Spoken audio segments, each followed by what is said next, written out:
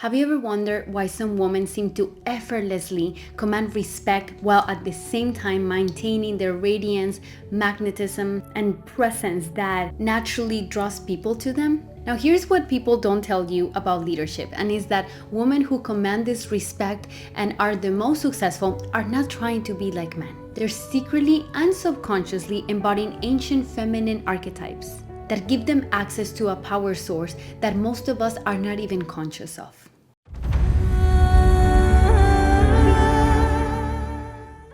My name is Silvana Kamala. I am a modern Tantra teacher, PhD candidate in ancestral healing, and founder of the Venusian Academy. I help women transform their wounds into power with my proprietary method, Venusian Tantra. Throughout the years of studying some of the most influential and successful women in history, I found a few patterns in the ways that they show up. They either are consciously or unconsciously embodying some feminine archetypes that allow them to move collective energy in a way that seems extraordinary. By the end of this video, you're going to understand the 3 archetypes that I've seen the most in my research on what drives divine feminine success, how each one channels energy differently in order to create influence, and exactly how you can activate these energies in your own life, career, and leadership journey. So in Venusian Tantra, we work with 10 archetypes. These archetypes were sensitized from Shakta Tantra, evolutionary astrology, shamanism, and Jungian psychology. All of these 10 energies live in the feminine psyche. However, I'm going to talk today about the 3 that I saw the most. And if you want to learn about all 10, make sure you download my free ebook on Discover Your Own Power Archetype in the description box below, because it's going to give you a lot more information about each archetype. So the first archetype that the most successful women embody is the Enchantress.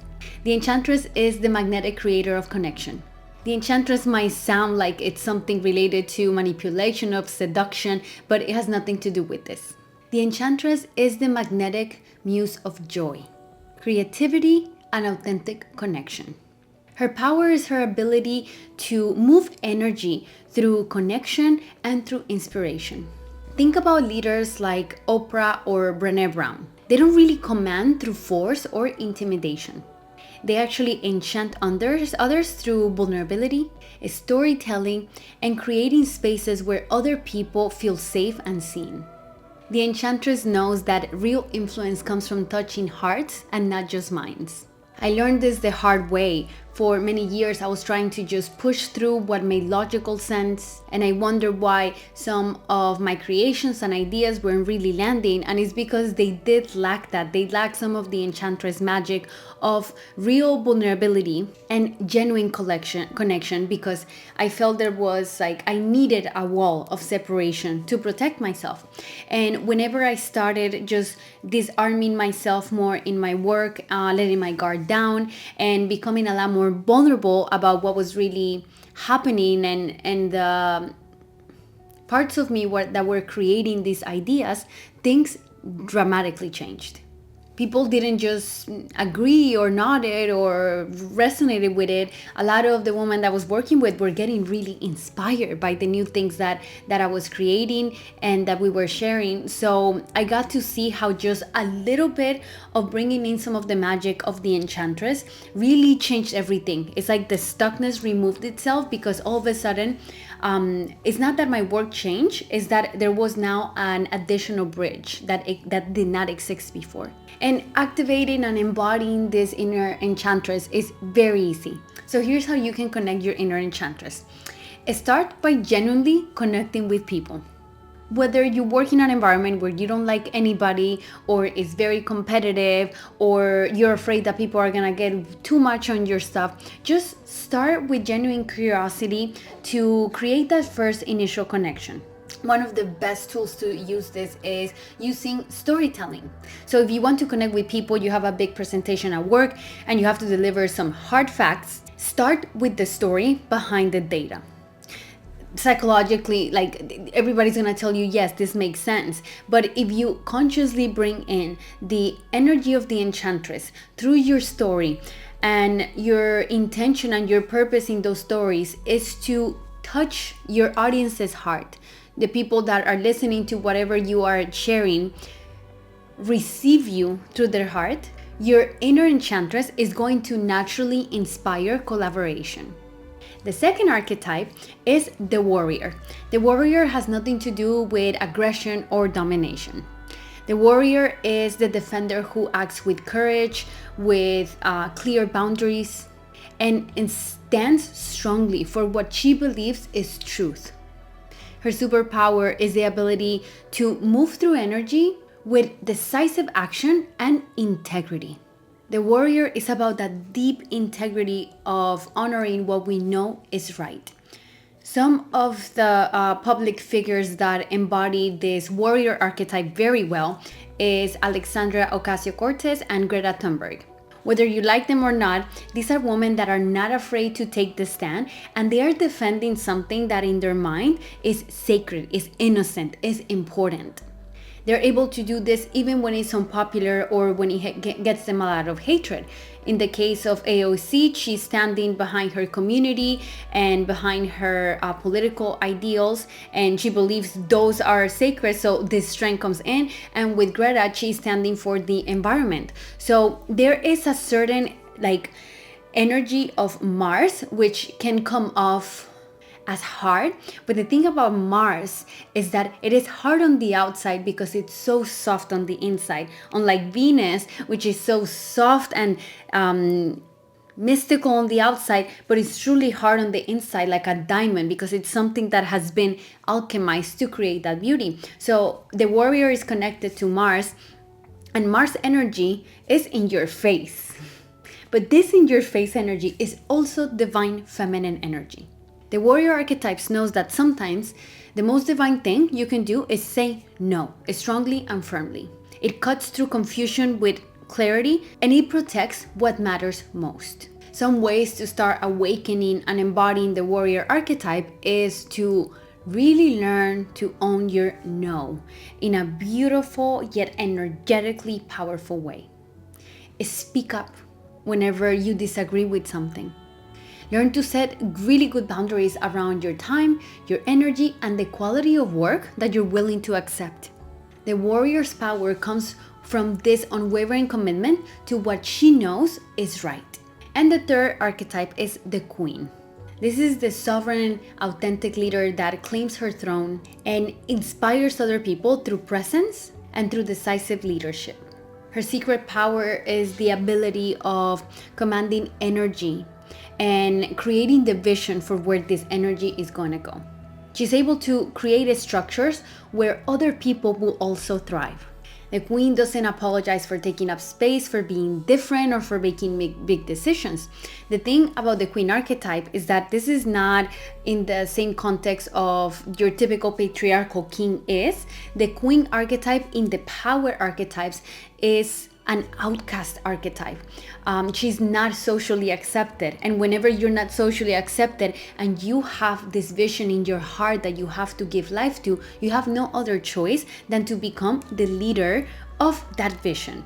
Some of the public figures that embody the queen archetype are Rihanna and Marilyn Monroe. For Rihanna, we see it very much in just like the messaging behind some of her in her makeup brand, which is, I remember many years ago when she launched it, I saw a lot of marketing commercials about how they had the most amount of deeper shades that were not existing in the market at the time. So all kinds of tonalities for Black women. And this is something that revolutionized the beauty space, because the beauty industry did not cater to Black complexions. In this way, we see the queen really embodied there, because she did become a queen. She has a billion-dollar brand, and this is all because of feeling maybe rejected, feeling like there was not a place in the current society for her, therefore she created it. With the second woman, Marilyn Monroe, I think she was a pioneer for the sexual expression of women. And even though her story is very complex and there's a lot of trauma and there's a lot of things that are very painful about her life, I think that she did open up the pathway for a new way of feminine expression that little by little women were starting to reclaim within themselves. Yes, maybe there was a little bit more of over sexualization. I mean, this is back in the 50s, things were very different, but she did left a mark in the world. And I think everybody that thinks of her does see her as the queen. It's very obvious that this archetype is present. Also, these archetypes are found through the Lilith placement of the chart. So make sure you download my free ebook on Discover Your Tantric Archetype. I'm sorry, your Power Archetype, because you're gonna be able to see instructions on how to find it on your birth chart, and then you'll be able to learn about the 10 Tantric Power Archetypes. Okay, going back to the Queen archetype. Personally, this was one of the hardest archetypes for me to really embody and connect with, because I was really conditioned to not be too much. And I felt too much. I was too passionate, too loud, too big. And I get really triggered whenever people make comments of like, tone it down or calm down. It really touches a delicate place, because it was so difficult for me to really come out of my shell and embody the Queen archetype. But the healing of that comes with the realization that playing small doesn't serve anybody. No one's really benefiting from my unwillingness to come out of my little clam and shine my light into the world. So I stopped asking for permission. I stopped worrying about what was gonna be well received, not received, what were people gonna think or say, was this going to ruffle some feathers, were people gonna believe me? I let all that go, and I just created it from my heart. And that's when I felt the power of the Queen archetype, which is very much this like authentic, radiant light that it's more than happy to just shine to an empty, dark room, and it doesn't affect how it feels, because it is the most natural expression of our soul. So what are some practical ways of learning to really embody and activate this Queen archetype? For example, if you are in a professional setting or in a meeting, stop saying, I think maybe, possibly, this might be wrong, but own your expertise. Speak with authority. Be willing to take the risk of being wrong or being criticized or being disagreed with. Make decisions quickly and trust your own judgment. The Queen's power comes from her radical responsibility, not only to other people, but to her vision. And now the secret in which all of these archetypes come together is when you learn to become fluid with it and let them embody you and you embody them whenever they are needed. This is the beauty of this process of learning about feminine power and working with these 10 frameworks, which are their 10 tantric archetypes. And this is something that we go into depth in my program High Voltage Woman, because there you learn how to do Venusian Tantra and how to access the full depth of all of the feminine power archetypes. These are structures that hold and support your exploration of yourself and your interaction with life, so you feel safe, but you also expand your capacity to receive, to be, and to create even more. So if you're interested, make sure you get that free ebook in the description box below. All right, let's recap. So we went through the Enchantress. The Enchantress archetype moves through inspiration and through connection. She creates influence to touching not people's minds, but people's hearts. The warrior moves energy through her decisive action, boundary setting, and most importantly, through her integrity. And the queen moves energy through sovereign presence and visionary leadership. She inspires other people through her own willingness to reclaim her full power. Whenever you understand how to embody these archetypes and let them flow through you, you stop trying to succeed in the masculine ways and trying to copy the masculine success formula, whether it's in business, whether it's in your career, professional work, or in your creative business. This is beyond professional success. This is a pathway towards becoming a high voltage woman and living your life in the highest volume possible. So I would love to hear from you. Which of these archetypes do you feel like you naturally embody? And let me know what happens after you use some of these tips to bring forward these archetypes into your professional life. That's all from me today, and I will see you next time.